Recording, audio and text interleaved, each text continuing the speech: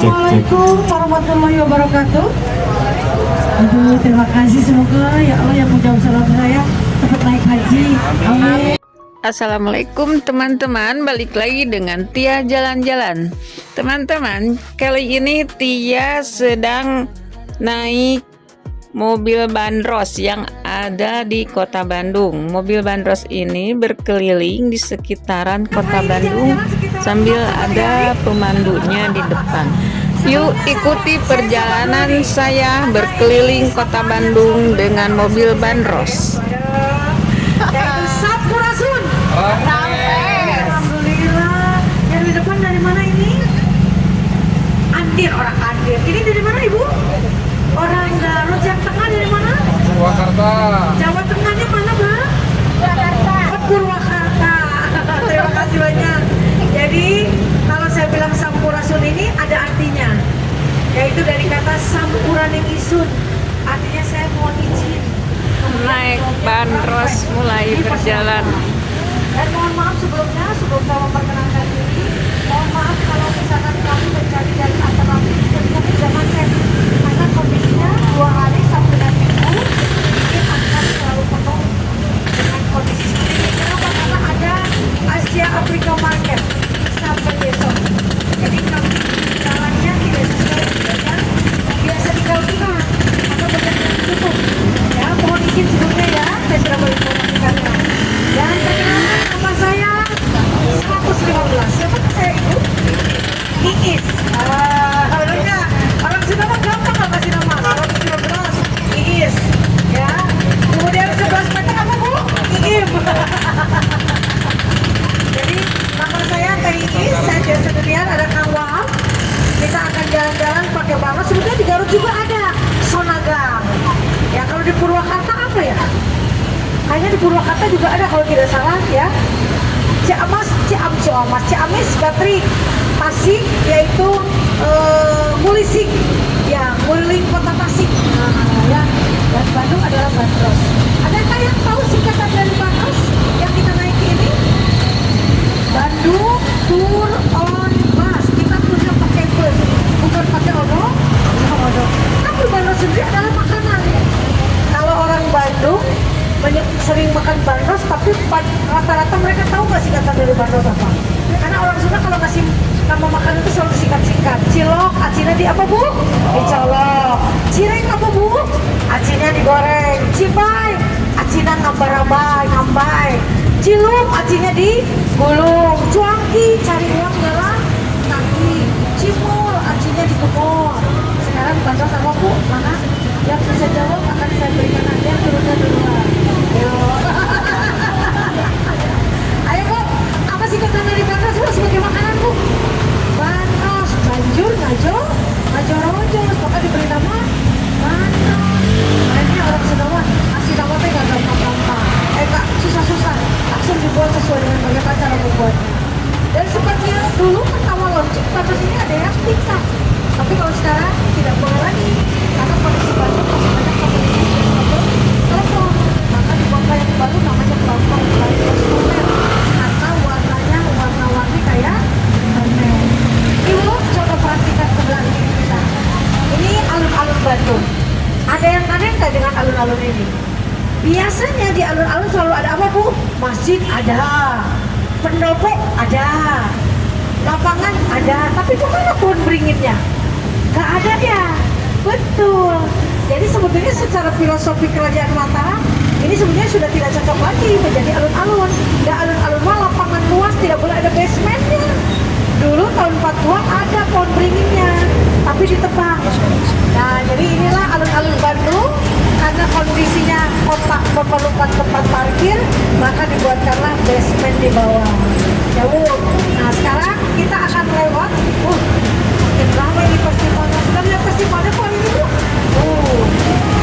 Jadi kita akan lewat ke Jalan Banjoi. Ayo, ada yang tahu nggak? Ayo orang Bandung, kenapa diberi nama Jalan Banjoi Bu? Ayo, ada yang tahu nggak? Banjoi itu artinya kandang kuda yang bersatu dengan perkampungan. Jadi dulu di sini kebayangkan dulu kuda-kuda itu membawa atau mengangkut surat-surat yang akhirnya disimpan ke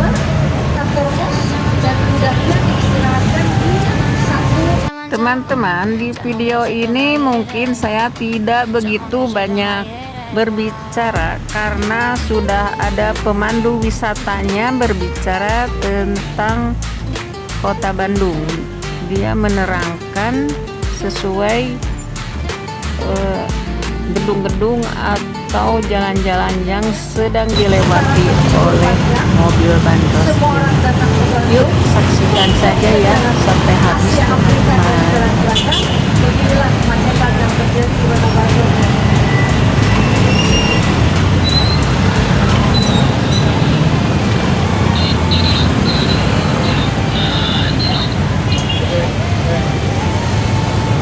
Nah, inilah kawasan Jalan Bancur dan kantor posnya yang di tangan sebelah kiri kita. Ini sekarang jadi tempat kuliner.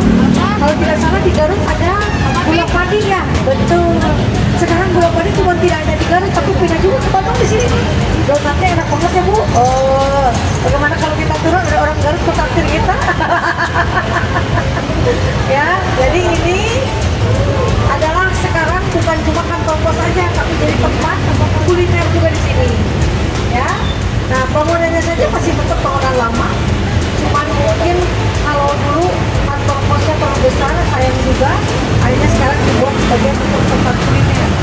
Nah sebelah kanannya ya dari bersih-bersihnya saja kita sudah. Adakah yang tahu ini tempat apa yang banyak mobil-mobil di sebelah kanan tuh? Ayo coba tebak. Nih sebelah kanan kita nih. Ada yang tahu orang Bandung apa ini Bu? Tempat parkir loh Bu. Cuma inilah yang disebut dengan banjir, yaitu tempat kandang kuda. Tuh di sini nih. Ini dulu jadi bekas kandang kuda yang biasanya mereka berhenti di sini untuk beristirahatkan, untuk digendong dulu. Nah kemudian di depannya ada yang namanya penjara Bancoy.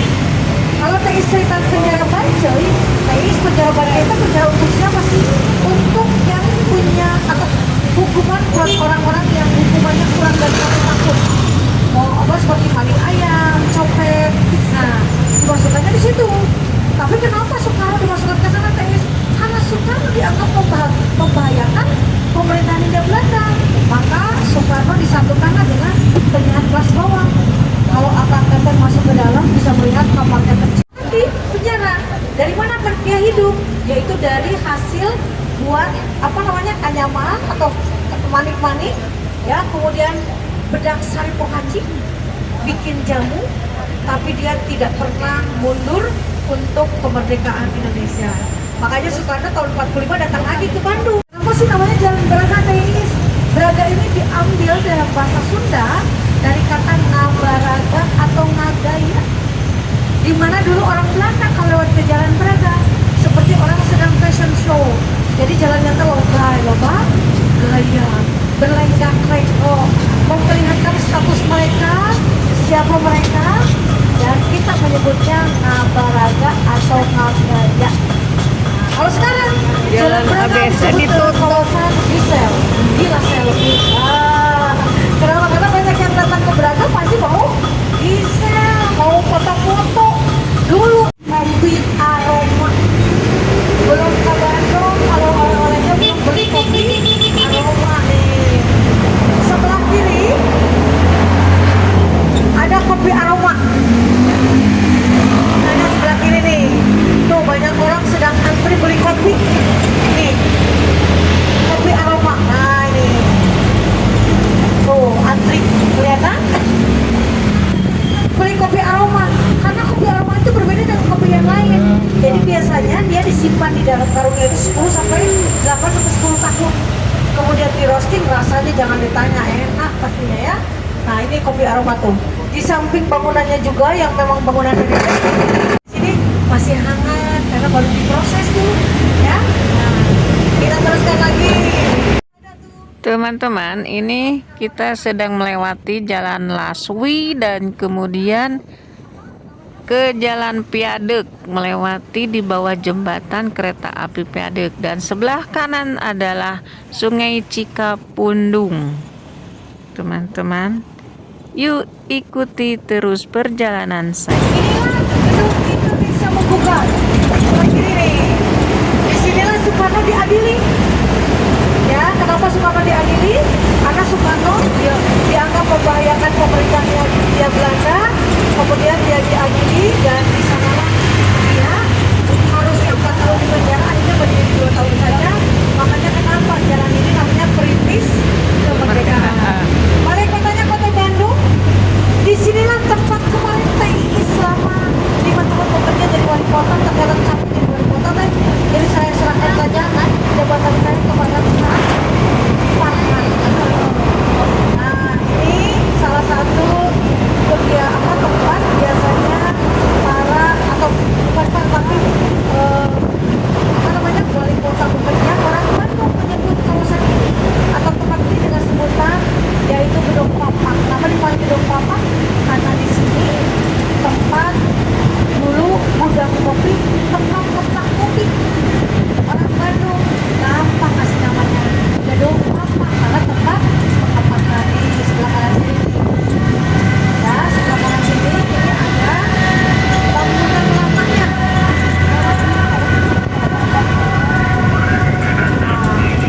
Ini bangunan lamanya sebelah kanan nih, kelihatan tuh yang warnanya atau atapnya warnanya hitam. Nah, sebelah kanan kelihatan tuh. Dan inilah kolam renang termahal di Bandung, harganya 3M, murah meriah mewah. Kenapa? Karena kalau habis mandi di sini itu biasanya harus mandi lagi karena gatal. Nah, ya. Dan akan saya tahu ini sebetulnya kolam renang yang khusus untuk anak-anak. Karena kalau diberikan kepada ibu-ibu berenang di sini, pasti ini lampu merahnya akan berwarna merah terus. Ya. Kita teruskan ke sini. Nah, ini, ya.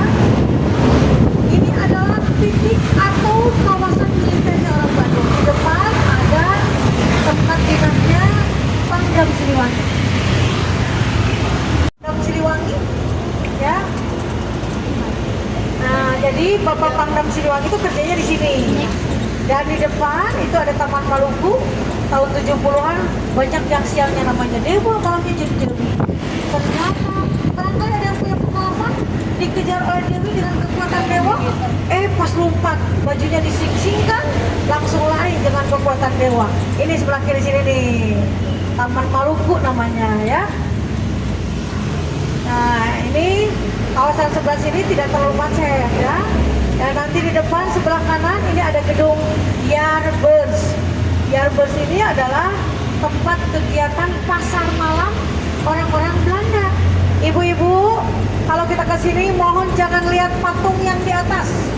Tuh patung di atas, Bu, ada patung di atas nggak, Bu? Tuh patungnya di atas, Bu. Jangan dilihat, Bu, karena patungnya tidak pakai celana. Takutnya apa? Waduh, nanti kalau dia lupa gedung Yardbeurs ya. Nah, inilah rumah kentang sebelah kiri. Kenapa dipanggil rumah kentang? Konon katanya dulu sering tercium aroma bau kentang. Apalagi sekarang goreng kentang ada ya. Bener nggak sih rumah kentang ini banyak hantunya? Nggak ada.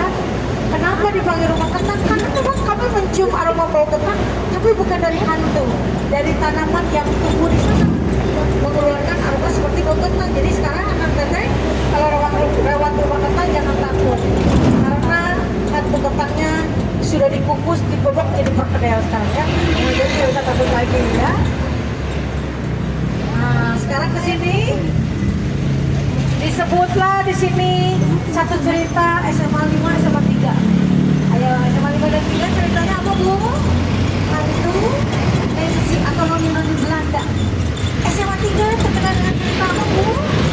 Bangku kosong. Pernah nonton nggak? Nah, jadi daerah sini ya, Bu ya, di kalau orang Bandung pasti tahu selain Belanda. Kenapa? Karena tahun 1916 sekolah ini adalah sekolah untuk orang-orang Belanda. Di mana Nancy ini terlahir bapaknya orang Belanda, ibunya orang kita. Karena wajahnya Indo, cantik, sering banget dia dibully. Dan didorong dia dari lantai atas dan tempat dia jatuh, orang Belandanya ada mengangkatkan noni-noni Belanda bernama Nancy. Nih, kita intip yuk, bener gak sih? Ada jendela yang sudah dipasangkan. Kita lihat sebelah kiri. Tuh, ada jendela yang memang selalu dibuka, yang ada gardengnya. yang sendirian tuh, yang dibukanya satu pintu, yang ada gordengnya. Nah itu.